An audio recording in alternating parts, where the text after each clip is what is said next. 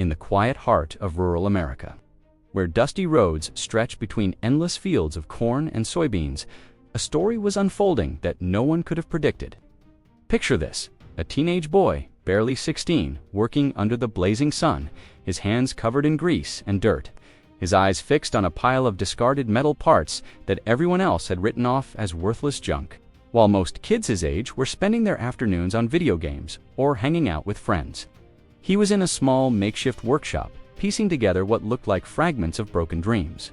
But to him, these scraps weren't tea trash. They were the seeds of an idea that would soon shake one of the most powerful names in agriculture, John Deere. It started with whispers in the town. Neighbors passing by would slow their trucks just to get a glimpse of the strange contraption taking shape in his barn. Was it a science project, a hobby, or just a kid wasting his time? Nobody really knew. But what they didn't realize was that this determined teenager was about to pull off something extraordinary, with nothing more than cast-off engine parts, rusted wheels, and sheer grit.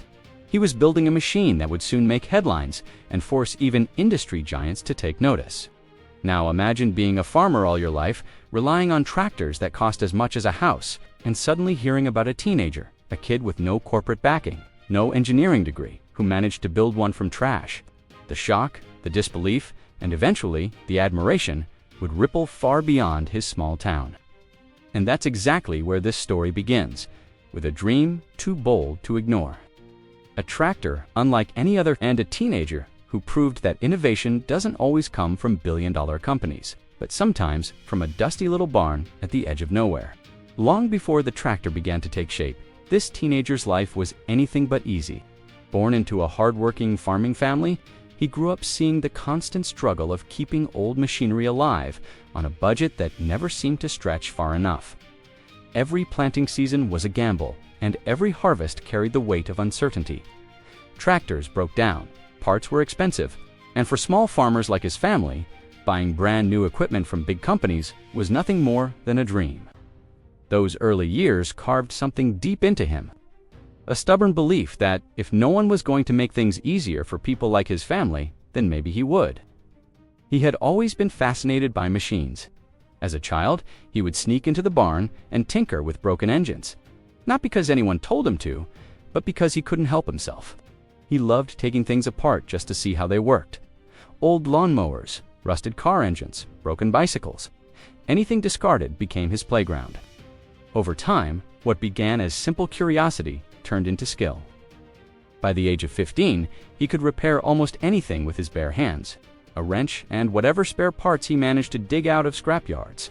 But there was a moment that pushed him over the edge, from simply fixing to creating.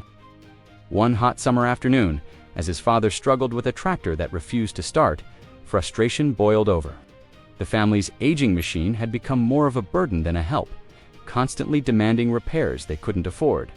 That night, sitting under a single flickering bulb in the barn, the boy stared at the rusted heap of parts around him and asked himself a question that would change everything. What if I could build one myself? That what if became an obsession. He sketched designs on old notebooks, stayed awake past midnight studying diagrams of engines he had found at the library, and taught himself principles of mechanics through trial and error. Slowly, an impossible dream began to feel just a little bit possible.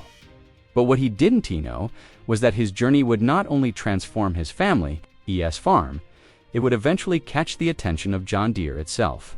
The project began in secret. He didn't announce it, didn't brag about it, and certainly didn't tell his father what he was planning.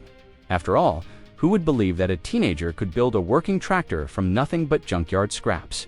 Instead, he quietly collected parts that most people considered useless.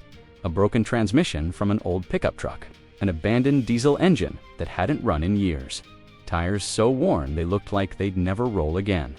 Each piece, though flawed, held potential in his eyes. His barn soon transformed into a battlefield of tools and metal. The sound of hammers echoed into the night. Sparks flew from welding attempts, and the floor was littered with bolts and gears. The process was slow, often frustrating. Engines refused to start, axles didn't align, and more than once, he considered walking away. But each failure only fueled him more. Where others saw a dead end, he saw another problem to solve, and that relentless determination became his greatest weapon. As weeks turned into months, something incredible began to emerge from the chaos. The skeleton of a machine stood tall in the middle of the barn. It wasn't pretty. In fact, to anyone else, it looked like a Frankenstein of machinery. Mismatched parts bolted together with no regard for aesthetics. But he wasn't building it for looks. He was building it to work. And when he finally managed to attach the engine, wire up a crude ignition system, and fit the wheels into place, the sight of it standing there filled him with a pride he had never felt before. Neighbors started noticing. On weekends, when he dragged parts across the yard or rolled out the strange half-tractor for testing, curious eyes peeked over fences. Word spread quickly. The kid's building something in his barn. Some laughed at the idea. Others doubted he'd ever make it run. But deep down, a sense of anticipation was building in the community. Because if, by some miracle, this boy actually pulled it off, it would be unlike anything they had ever seen. And then, the moment everyone doubted finally came. The day he decided it was time to try starting the engine. The first start attempt was nothing short of dramatic. He had spent nearly 2 weeks fine-tuning the engine, checking every hose, tightening every bolt, and praying that the rusty old diesel block he salvaged would actually fire. Early one morning, with the barn doors wide open and the cool mist of dawn rolling over the fields, he climbed into the crude metal seat he had welded together. His hands trembled slightly as he gripped the ignition switch. For a moment, the entire barn was silent except for the distant sound of birds. Then he turned the key. At first, the machine coughed and sputtered like a tired old man trying to catch his breath. Black smoke puffed out of the exhaust, and the whole frame rattled violently. Neighbors who had gathered at a distance shook their heads, convinced it was about to fall apart. But then, against all odds, the engine roared to life. A deep, guttural growl filled the barn, and the ground itself seemed to tremble. The boy's face lit up with a mix of relief and triumph. After months of sleepless nights, after endless trial and error, his junkyard tractor was alive. He pressed gently on the improvised throttle, and the machine lurched forward. It wasn't smooth, and it certainly wasn't fast, but it moved. Every turn of the wheels felt like a victory march. Neighbors who had come expecting a failure now stood in stunned silence, their skepticism replaced with wide-eyed disbelief. A teenager had done what seasoned mechanics in town would have dismissed as impossible. Some clapped, some laughed in astonishment, and one older farmer muttered under his breath, "That kid just built a tractor out of trash." But for the boy, this was just the beginning. Starting the engine was one thing, proving that his creation could actually work in the fields was another. And if it failed there, all of his effort would be reduced to nothing more than a noisy experiment. With determination burning brighter than ever, he prepared for the ultimate test. Taking his homemade tractor into the fields his family had struggled to cultivate for years. The test in the fields was the moment that would either make or break his dream. That afternoon, with the sun hanging low over the horizon, he drove the tractor out of the barn and into the soil his family had worked on for generations. His father stood a few feet away, arms crossed, skeptical, but quietly hopeful. Neighbors lined the edge of the fence, whispering. Waiting to see whether this strange contraption would crumble under the weight of real work, he lowered the plow he had welded to the back and tightened his grip on the wheel. The engine growled, belching smoke as he pressed the throttle. The machine jerked, hesitated, then pushed forward, cutting its first line through the dry earth. At first, the plow bounced unevenly, the frame shaking violently, but then it steadied.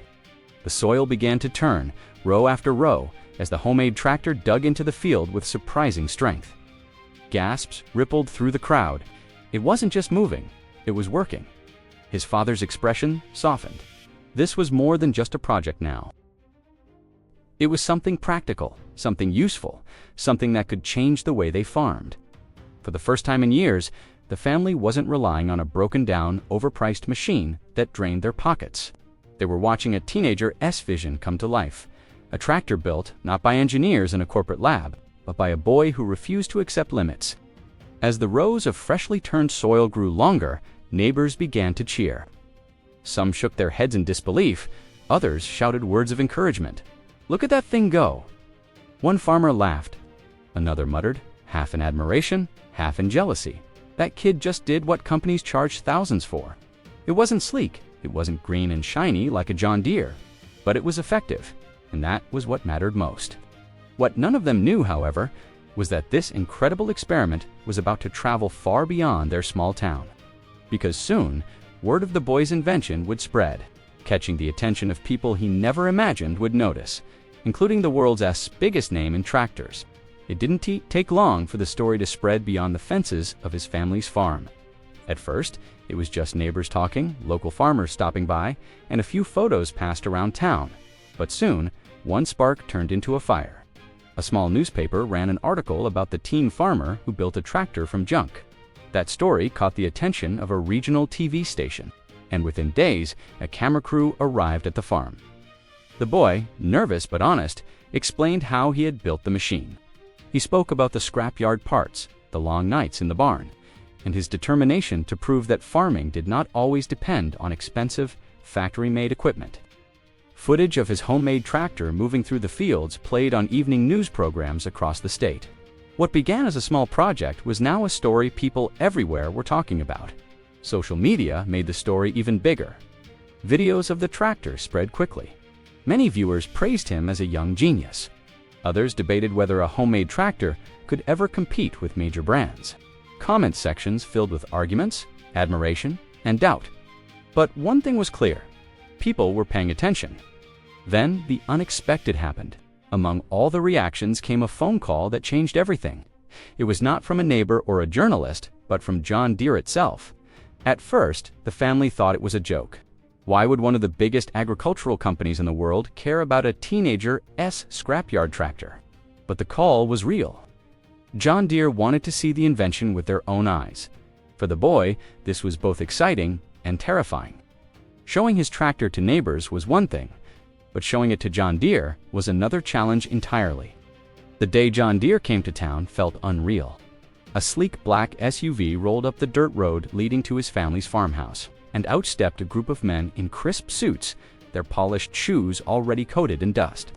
For a company known for its massive factories, billion-dollar operations, and glossy marketing campaigns, this visit to a teenager's barn in the middle of nowhere was unusual. Yet here they were, eager to see what all the noise was about. The boy stood nervously by his tractor, wiping his hands on his oil-stained jeans. He wasn't polished, he wasn't rehearsed, but he was ready. One of the representatives walked around the machine, studying it carefully, touching the frame, examining the crude welds, and running his hand along the patched-together body. To outsiders, it still looked like a Frankenstein creation. But to these men, there was something undeniably impressive. It worked, and not just worked, it worked with a kind of rugged efficiency that spoke to the heart of farming itself. They asked him questions, technical ones.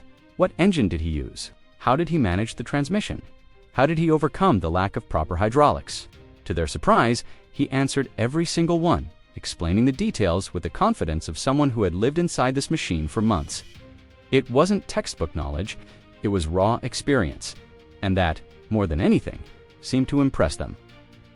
Wordlessly, one of the men gestured for him to start it up. The boy climbed into the seat, turned the key, and once again, the engine roared to life. The tractor groaned and rumbled across the dirt, pulling a plow behind it with ease. The John Deere men exchanged quick glances. They hadn't expected much, maybe just a noisy stunt, but what they saw was a machine born from necessity, creativity, and pure determination. By the time the test run ended, one thing was clear. This wasn't just a quirky project from a kid with too much time on his hands. It was a statement, a reminder that innovation doesn't always come from boardrooms and laboratories, but sometimes from a teenager with a dream and a pile of scrap metal, and for John Deere, it posed a question they couldn't ignore. If one boy could do this, what did it say about the future of farming technology? The meeting with John Deere left the boy and his family in awe, but also with a lingering tension. What would happen next? Were they impressed enough to help him? Or were they worried about the message his invention sent, that farmers might not always need to rely on expensive machines? For days, rumors swirled in town. Some neighbors whispered that John Deere would buy his design, others said they'd shut him down. The boy, however, didn't let the speculation distract him. He kept improving the tractor, adding reinforcements, tweaking the engine, and making it more reliable with every run. Then came the letter, sealed in the company's bold green and yellow. It invited him and his family to visit John Deere's headquarters. At first, his father hesitated. They were simple farmers, after all, not business people. But this wasn't an opportunity you could ignore. Within weeks, the boy found himself standing inside one of the most advanced tractor plants in the world, surrounded by machines that dwarfed anything he had ever seen. Gleaming production lines stretched out before him, spotless and massive, a world apart from his dusty little barn back home. Executives and engineers gathered around him, some smiling with curiosity, others more cautious. They showed him the cutting-edge technology that powered their billion-dollar machines. But they also listened as he described his own creation. What shocked him most was that these professionals didn't laugh. They didn't dismiss his tractor as a toy. Instead, they acknowledged what he had done. He had built something functional, with no resources, no team, and no formal training. That, they admitted, was extraordinary. The boy realized something profound that day. While John Deere had the money, the factories, and the engineers, what he had was different, something that couldn't be taught in schools or replicated by corporations. He had ingenuity born from necessity, the kind of problem-solving that comes from real struggle, where failure isn't an option because survival depends on success. And as he looked at the polished tractors lined up in the showroom, he couldn't help but wonder, was the future of farming innovation really in places like this? Or could it just as easily begin in barns like his? Back in his hometown, the boy's life would never be the same. The story of his tractor had gone from a local headline to a national conversation. Farming magazines ran detailed features about him, YouTubers made videos analyzing his invention, and social media platforms buzzed with debates. Some people hailed him as the embodiment of American grit, a reminder that determination and creativity could overcome even the steepest challenges. Others questioned what this meant for the farming industry. If a teenager could build a tractor from scraps, what did it say about the skyrocketing prices farmers were forced to pay for brand new equipment? Farmers from across the country began reaching out. Letters arrived, emails poured in, and even handwritten notes showed up at his family's mailbox. People wanted to know how he did it, what parts he used, and whether he could help them build one too. It was overwhelming, but it also made him realize something powerful. His project wasn't just about one tractor anymore. It had touched a nerve in the farming world. It had become a symbol of independence, of farmers taking back control from corporations that often left them feeling powerless. Meanwhile, John Deere remained silent in public. The company didn't issue statements, didn't make any bold announcements, but their quiet interest was obvious. Insiders whispered that they were studying his design, not because they wanted to copy it, but because they needed to understand how someone with no resources had managed to create something so effective. Some saw it as a threat. Others saw it as inspiration. But either way, the message was clear. A teenager had forced one of the world's largest agricultural giants to pay attention. As for the boy, he still spent his evenings in the barn, not chasing fame or fortune, but doing what he had always done: tinkering, experimenting, and trying to make his machine better. Fame hadn't changed him. What mattered most was that his family's farm could finally keep going without depending on a tractor they couldn't afford. And for him, that victory meant more than any headline or corporate recognition ever could. In the end, what began as a desperate attempt to solve his family's struggles grew into something far bigger, a story that challenged the way people thought about farming, innovation, and even the balance of power between everyday farmers and the corporations that supply them. The boy hadn't just built a tractor, he had built a statement, a reminder that true innovation often rises from necessity, and that sometimes the boldest ideas don't come from billion-dollar research labs, but from a kid with nothing more than determination, scrap metal, and a dream. For John Deere, his invention was both humbling and inspiring. It proved that ingenuity can thrive outside the boundaries of tradition, and that the future of farming might not only belong to giant machines and complex technology, but also to those who dare to think differently. And for the farming community, his story became a spark of hope.